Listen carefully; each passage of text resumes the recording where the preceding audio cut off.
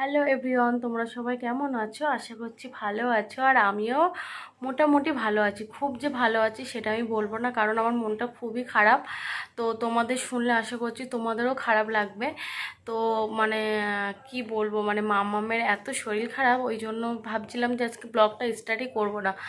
তো আগেও দুদিন দেইনি, তো এই জন্য মাম্মামের সবসময় কম বেশি শরীর খারাপ থাকে, জানি না কেন এত শরীর খারাপ করে। ওই জন্য মনটাও ঠিকঠাক ভালো থাকে না।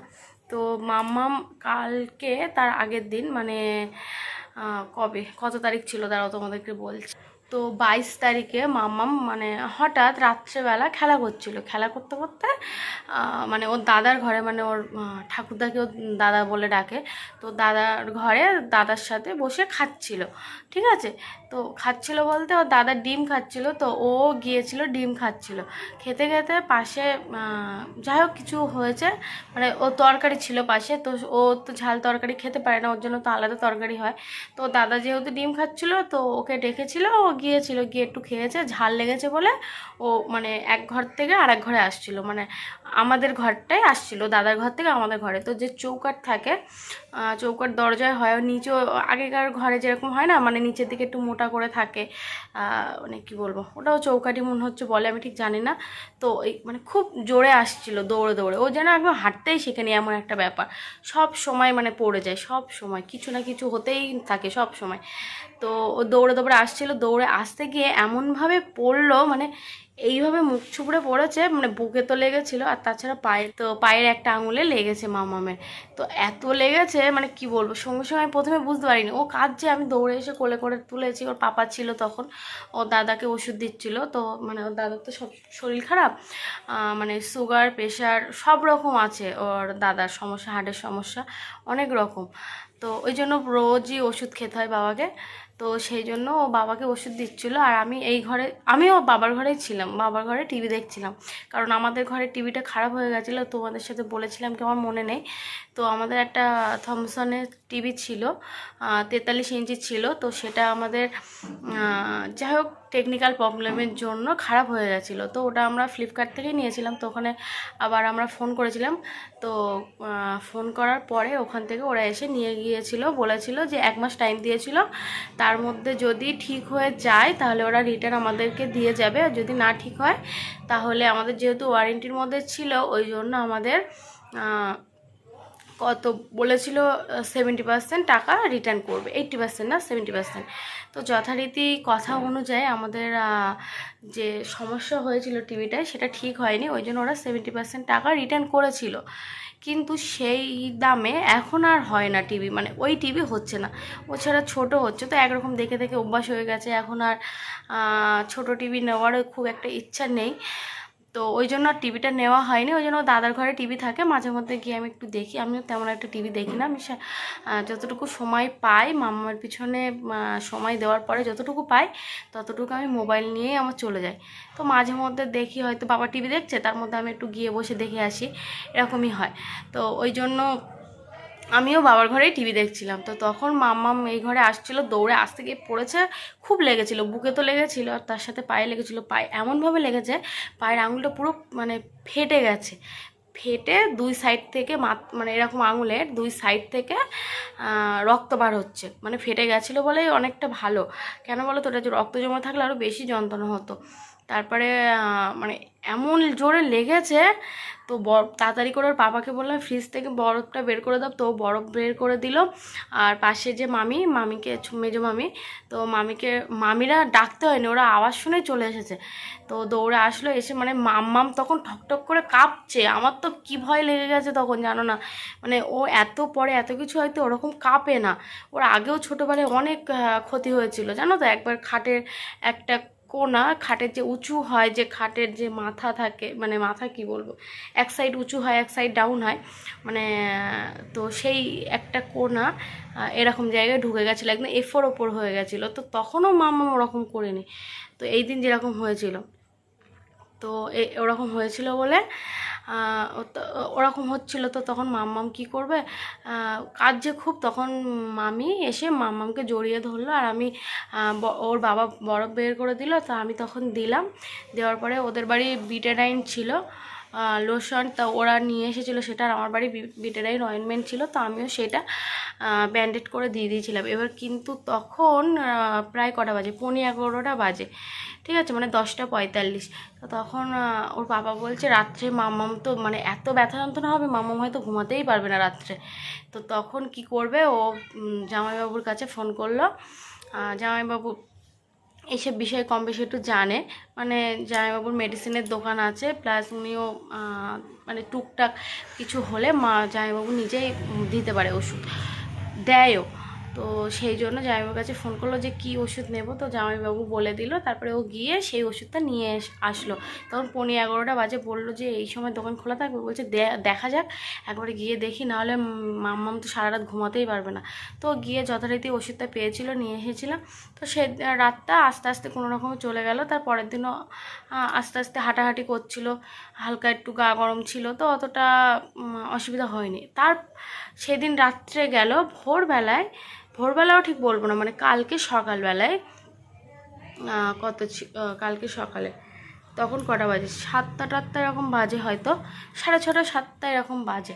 তো তখন আমি যথারীতি উঠে, আমার সব কাজ হয়ে গেছে, আমি তখন সব মোটামুটি কাজ হয়ে গেছে, আমি তখন জামা কাপড় কাচ্ছিলাম কলে ভিতরে, আমাদের বাড়ির ভিতরে। আর সেই সময়ই মাম্মাম ঘুমাচ্ছিল, ওর পাপাও ঘুমাচ্ছিল, ওর পাপা ওঠেনি, ঠিক আছে। আজকে প্রচণ্ড গরম লাগছে, তো ওঠেনি। এবার ও ঘুমাচ্ছিল, ঘুমাতে ঘুমাতে হঠাৎ ও নাকি পড়ে গেছে খাটের থেকে। আমি যখন জামা কাপড় ভেজা মানে কাচবো, সবে কলটা ছেড়েছি, আওয়াজ প্রথমে বুঝতে পারিনি, তারপর দেখি আমার পাপা বলছে কিচ্ছু হয়নি, কিচ্ছু হয়নি, কিছু হবে না, এরকম বলছে।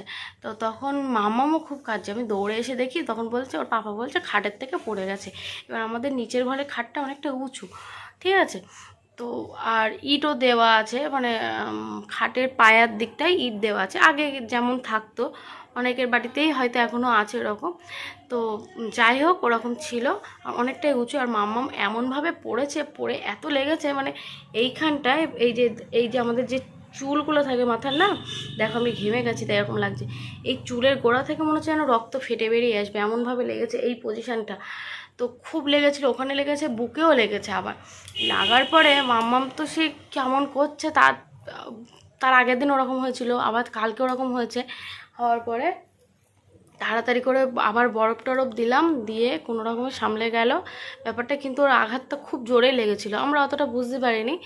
তারপরে যত বেলা বাড়ছে, ওর দেখি গা গরম হচ্ছে, কিছু খাচ্ছে না, শুধু বলছে মাথা যন্ত্রণা করছে, সব সময় অটোমেটিক বলছে মাথা যন্ত্রণা যন্ত্রণা করছে আর বুকে ব্যথা করছে। তো যন্ত্রণা তো বলতে পারে না, শুধু বলছে মা মাথায় আউসি হয়েছে, ব্যথা ব্যথা এরকম করছে। তো পেটে, বুকে হাত দিয়ে এরকম করে বলছে পেটে ব্যথা ব্যথা। তো কালকে ওরকম, তো আগের ওষুধ ছিল, জামাইবাবুকে আবার ফোন করে বললাম যে এরকম ব্যাপার। তো জামাইবাবু বললো আগের তো ব্যথা যন্ত্রণার ওষুধ দেওয়া আছে, আর ওই জন্য আলাদা করে ওষুধ লাগবে না, ওতেই হয়তো হয়ে যাবে। তো সেই দিন পুরো চলে গেল। এবার কালকে মানে দিনটা চলে গেল, এবার রাত হয়ে গেছে, সন্ধ্যের থেকে দেখছি মাম্মাম একদমই উঠছে না, সারাদিনও তেমন একটা ওঠেনি, দেখি শুধু মাথা এরকম কাত করে শুয়ে আছে, উঠছে না, গাটা গরম গরম হয়ে। তারপরে সন্ধ্যে পার হয়ে গেল, রাত হয়ে গেল, প্রায় 12টা বাজে, তখন থেকে জ্বর, সারা রাত জ্বর, প্লাস সকালবেলা ঘুম থেকে মানে ঘুমাচ্ছে, ঘুমিয়ে ঘুমিয়ে বলছে যে মামা আউসি, মাথায় ব্যথা করছে, মাথা তুলে বসতে পারছে না। তারপরে কি করলাম, জামাইবাবুকে আবার ফোন করা হলো সকালবেলা। তো ফোন করে গোপাল মানে আমার হাজব্যান্ড জিজ্ঞাসা করলো যে জামাইবাবু কী করবো, ডাক্তার কাছে কি একবার যাবো? তো বললো যদি যেতে চাস তাহলে যা, একবার গিয়ে দেখিয়ে আয়। তো ওই জন্য সকালবেলা ও গেল, 6টার দিকে বেরিয়ে গেছে, গিয়ে ডাক্তারের নাম লিখিয়ে আবার বাড়ি এসে তারপরে আমাদের নিয়ে গেছে। আমাদের 23 নম্বরের নাম ছিল, মানে টিকিট ছিল, 23 নাম্বার ছিল আমাদের। তো তারপরে আমরা আবার গিয়েছি। তখন এবার মাম্মামকে ধরো রাত্রে সেইভাবে কিছুই খাইনি, সকালবেলা কিছু খাওয়াবো, তারপরে আমরা বেরিয়ে গেলাম।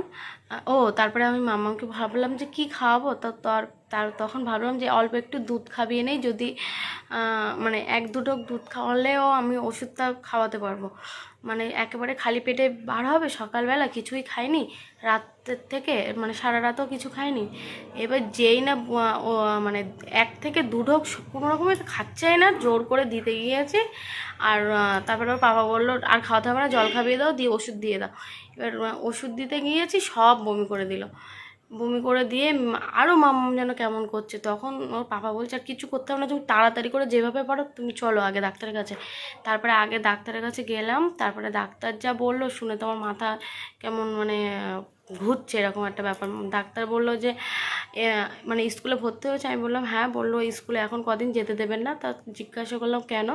কারণ ওখানে গেলে স্কুলে গেলে খেলাধুলো করবে। ওর মাথায় যেহেতু একটা আঘাত লেগেছে, তো ওকে ব্লাড টেস্ট করতে দিয়েছে। বললো ব্লাড টেস্টের রিপোর্ট আসবে, সেই অনুযায়ী তারপরে আমি মানে আপনাদেরকে জানিয়ে দেব।